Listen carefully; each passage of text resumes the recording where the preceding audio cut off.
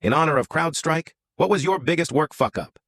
In 2008, I spent $400+ on catering for an all-day meeting that included lunch for 12 people at my new investment bank job. $33 a person. The food arrived, and the office manager asked me what meeting the food was for because it was not logged in the hour meeting setup system. I realized that the meeting was the next day and that I had tons of food for nobody. I asked her to bring all the food and put it under my desk. She looked at me sideways and did it. I had just come from a federal government background where this kind of expenditure was exorbitant and it would have been a problem. I looked at the food and thought about it for about 20 minutes. What to do? I finally decided to go to my boss and tell him what I had done. "You have the food under your desk?" he said. "Yes," I replied. I expected a world of hurt. "Show me," he said. And he walked over to my desk, looked, and laughed. "Put it in the kitchen and send an email to everyone in the company to come and help themselves," he said. "Reorder it for tomorrow," he said. He chuckled and walked away. I got the other side of that. I was the lone QA engineer on a development team for an online luxury jewelry marketplace. I was testing the latest release, and the manager and all the devs were there basically watching me test and getting restless as time crawled on. Why didn't they help me test? Who knows?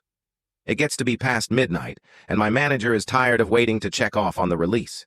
He says to me, "Looks good enough. Let's just release it and go home."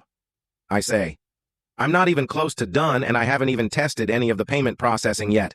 He tells me it's fine, sends everybody home, and I shrug and say, "Okay."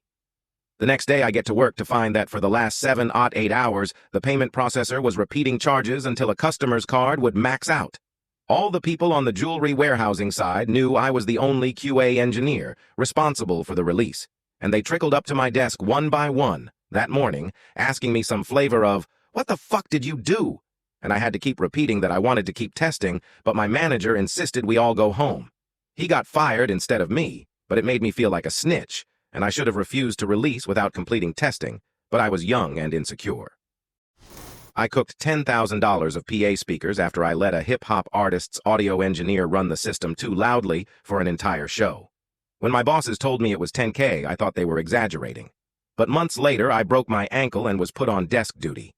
I had access to the accounting software and found the repair bill for those speakers. Legit $10K. I was honest and upfront about what I had done, and they respected that, so I didn't get fired. It wasn't a fuck-up per se, but when I worked at McDonald's nearly 20 years ago, some customer in the drive-thru threw a chocolate shake at me, yelling that he'd ordered strawberry.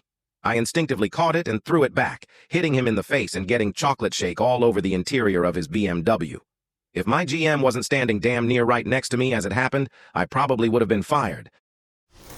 I used a picture of George W. Bush with his face rotted half off as a sample image for some HTML work I was doing in 2006. The developers were supposed to replace it with the real image, but they just put an image from the database in front of it, and the Bush image was still there in the CSS styles as a background image instead. It was fine for quite a while, and nobody noticed it until the database server went down and the whole front page of the website was wall-to-wall pictures of the president looking, according to my boss, like his face had been blasted with a shotgun. Higher-ups at the company called for me to be fired, but luckily folks on my team protected me. I was working my first real job out of college as a website developer. I worked at a movie theater as a projectionist in the early 2000s, and we had to pre-screen everything before it was shown to the public the next day. We were supposed to stay in the projection booth to monitor the reel. It was real film back then, but we'd often just go into the theater itself to preview them. Halfway through the Hulk, the Ang Lee one, the film got caught in the projector and destroyed about 20 minutes worth of the movie. Each reel of the movie was worth $150K. Edit. Maybe not. I was 16, that's what my manager said, LOL. Needless to say, it was bad times. I used to work at a hotel, was there over 15 years. I'll never forget my first day, though, my first checkout. I remember it well.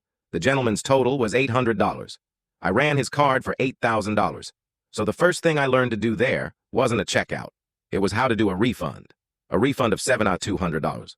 I'm sure with processing fees that cost my company a pretty penny.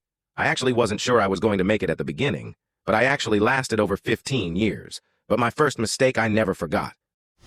I was cold calling at a bank for home equity loans. I suggested to the wife that she could pay off the $10K balance on their credit card at a much lower rate, saving a lot of money and possibly get a tax deduction. I had no idea she wasn't on the credit card and had no idea that the husband was hiding it from her. The husband left me a very nice voicemail.